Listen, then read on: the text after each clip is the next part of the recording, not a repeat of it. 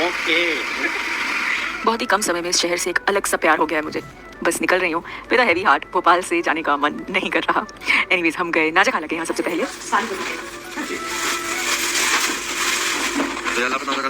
जल्दी मुंबई में मिलते हैं। आ रहे हो? चलो। तो रास्ते के लिए नाजा खाला ने हमें खाना बना के दिया था, मटर पुलाव और रूहान के लिए हलवा और पराठे, और साथ ही सभा के लिए उन्होंने जो है खस्ते भी बना दिए जो सभा के बहुत ज़्यादा फेवरेट हैं। सुबह सुबह हम आए, हमने उनको परेशान किया, खाना लिया और फिर हम निकल गए। आ गए स्टेशन। बस बड़ी अच्छी सी प्यारी सी ठंड थी, बड़ा अच्छा लग रहा था सच में।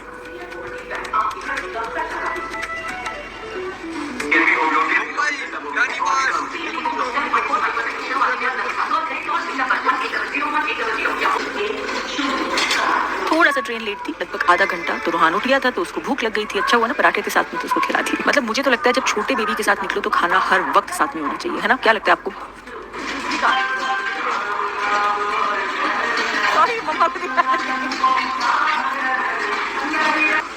स्टेशन पे हम रुके थे तो पहली बार मैंने ऐसी ट्रेन देखी। मैंने इससे पहले कभी नहीं देखी। ये कार्स को ट्रांसपोर्ट करी थी, इसमें कार्स नहीं।